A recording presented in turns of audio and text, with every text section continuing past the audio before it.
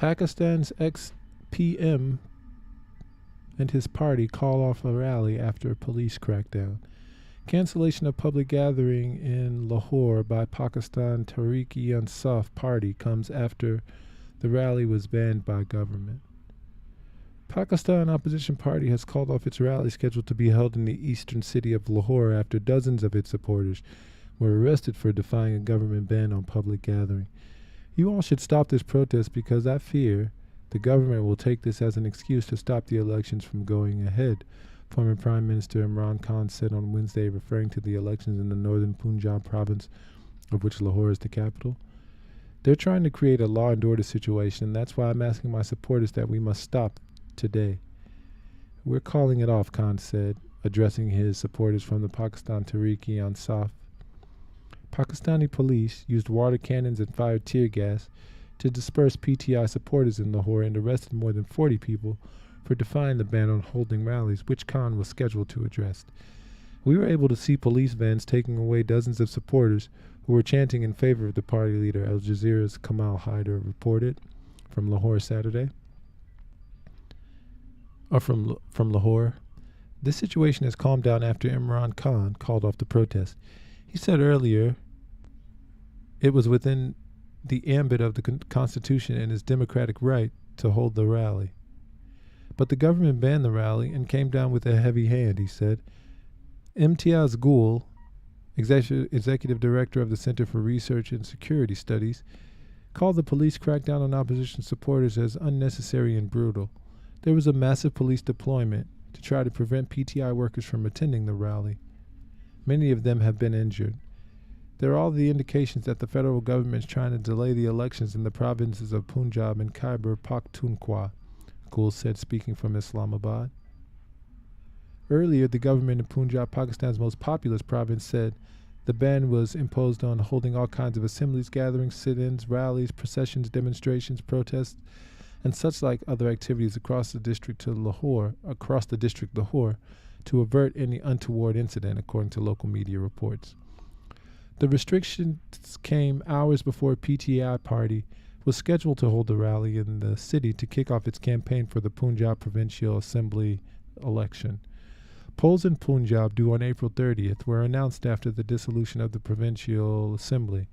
Khan's PTI had called for the dissolution in a bid to force early national elections in Pakistan. The government of his successor, Shehbaz Sharif, has dismissed Khan's demand, saying the vote will take place as scheduled later in this year. The ban on protests and rallies in Lahore also came before an Aurat march to mark International Women's Day. Under what law is Punjab's caretaker government using? Massive police violence against unarmed workers to stop our planned rally? Khan earlier said in a tweet calling the government order the law of the jungle. The only job of caretakers is to ensure fair and free elections. What they are doing is an assault on the rule of law, our Constitution, and our democracy. Senior PTI leader Fawad Chowdhury tweeted that the ban on protests was the new weapon of the fascist government of Prime Minister Sharif and its imperialist forces. The people of Pakistan have always fought for their rights, Chowdhury posted. In April last year, Khan 70 became the only Pakistani prime minister to be removed from power through a no-confidence vote in parliament. He's facing a slew of cases against him, ranging from terrorism and attempted murder to money laundering since losing power. Al Jazeera's Haider said more than 70 cases have been registered by the government coalition against Khan, calling it a political vendetta. He said new cases are being brought against the PTI chief, with the police in Balochistan province likely to issue an arrest warrant against him. Al Jazeera's Haider said the Khan's popularity has skyrocketed since he was ousted from power last April. Dozens of cases filed against him by the ruling coalition has attracted people's sympathy. He's been able to win by-elections by wide margins, and according to a recent Gallup poll, he remains the most popular leader in Pakistan. Efforts by the ruling coalition to discredit him seem to have backfired, the Al Jazeera correspondent said. On Tuesday, the Islamabad High Court suspended an arrest warrant against Khan in a case related to the alleged illegal purchase and the sale of gifts to him by foreign dignitaries while he was in office. A single judge bench off the court ordered the police to not arrest Khan until March 13th. The court also ordered the former prime minister to appear before the concerned court on March 13th in the foreign gifts case. Police on Sunday tried to arrest Khan from his residence in Lahore, but the cricketer-turned-politician evaded it. Khan had been living in Lahore since November when he was shot in the leg by a gunman during a protest rally. Since then, he only once traveled to Islamabad last week for court appearances and other cases against him.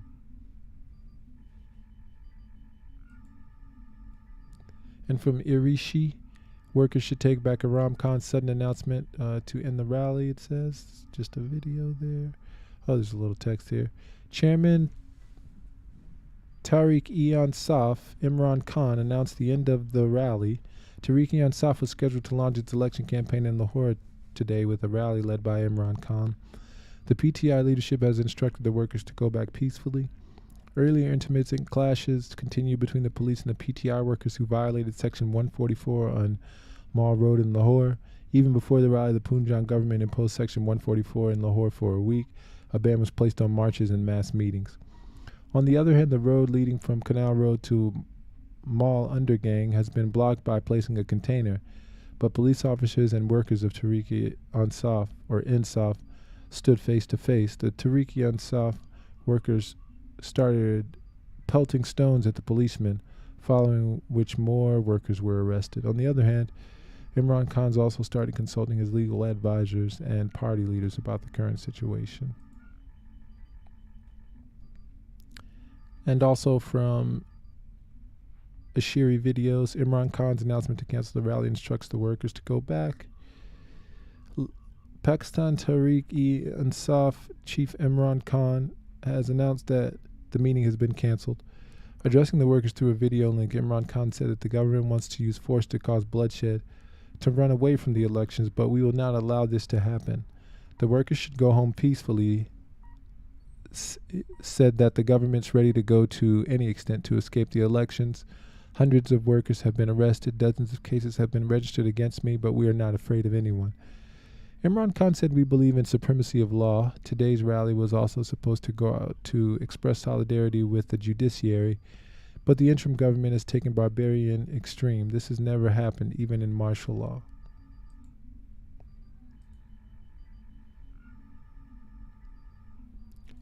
And here's a clip of Imran being interviewed on Al Jazeera.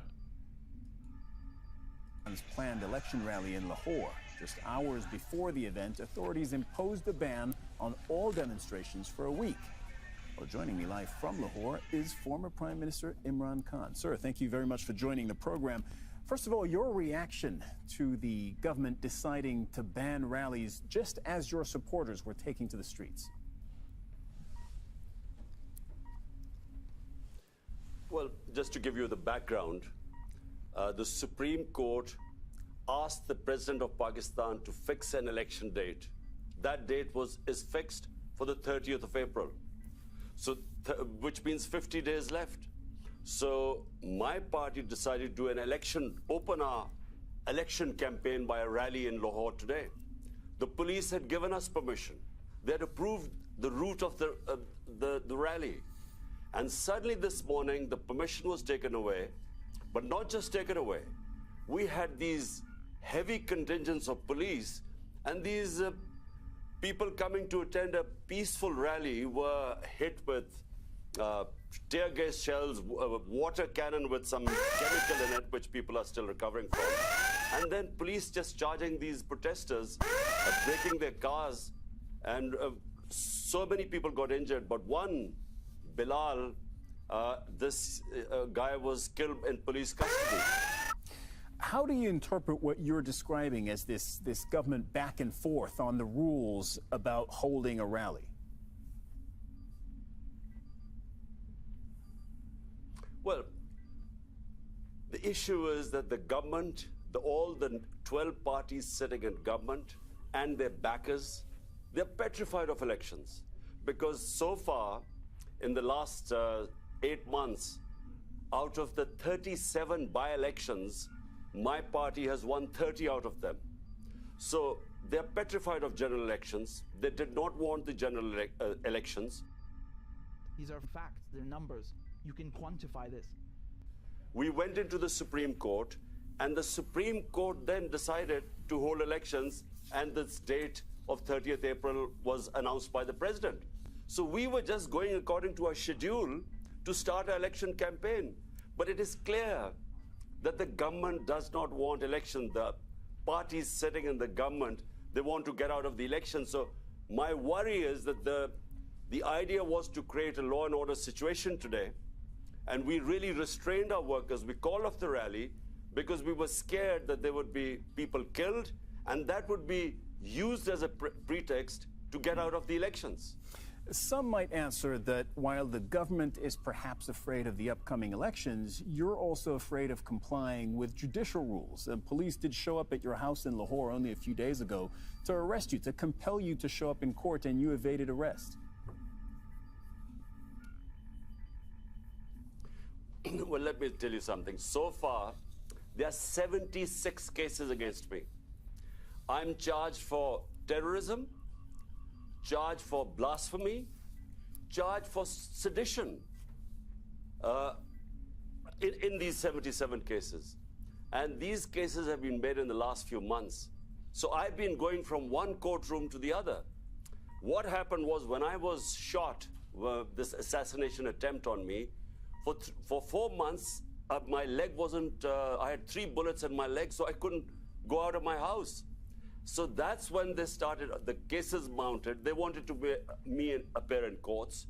And so it's just a question of how do you deal with 77 cases?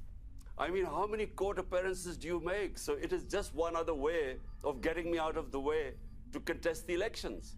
So they want either to imprison me or to disqualify me because they are scared that my party, thanks to the Almighty, is one of the most popular party in Pakistan's history. So because they're scared, that's why they're trying to find ways either to get out of elections or get me out of the way. There are provincial elections, as you mentioned, in April, and then national elections later this year. If they both go ahead as scheduled, can you legitimately run in national elections if, as you say, there are 70-plus cases currently pending against you? All the cases, I'm afraid, are frivolous. Whenever they go into a court of law, these cases will be dismissed. Now imagine, I just give you an example. There's a terrorism. I'm supposed to have committed terrorism. Sorry to interrupt, but if that's the case, and if that's why, if that's what you believe, why didn't you show up in court? Because I couldn't show up in court. There were reasons why I was injured. So for a lot of time, for 4 months, I was house-ridden. I couldn't really, my leg wasn't, the doctors would not allow me to travel. And they knew it. But before that, I was attending all court cases. But it's only since I was shot, that's when I didn't attend courts. And since then, I have again. But look, it's physically not possible to attend so many court cases. So my lawyers are trying to sort of work out a schedule. The second problem is security. My life is under threat because the people who try to assassinate me are in power. And so we've asked from the courts, we want protection. The court must give me protection before I can appear in courts. Because, I repeat, the people who I have nominated in my assassination attempt are sitting in power. Right, and just for our viewers, I want to make clear that they deny that, including the Prime Minister, who said he has nothing to do with the shooting against you late last year. How do you see the rest of this year playing out for you with these 2 elections coming up? Well, you know, the biggest concern right now for my political party is to protect me because there's a serious threat to my life. And the reason is, I repeat, that these people sitting in power are petrified of losing the elections, which they will, which is why they don't want elections. So the question is, how do I campaign and yet have a secure enough environment? Question is, how do I go to these courts? I made 3 court appearances, and unfortunately, there was just no protection there. That's why we've approached the court and said, look, there must be some police protection. But problem is, the people who are supposed to protect me are the ones who are trying to kill me. But what's your plan for this year? Is it win elections and then and then ride it back into office and into power in Islamabad? Well, the elections, national elections, are scheduled for October.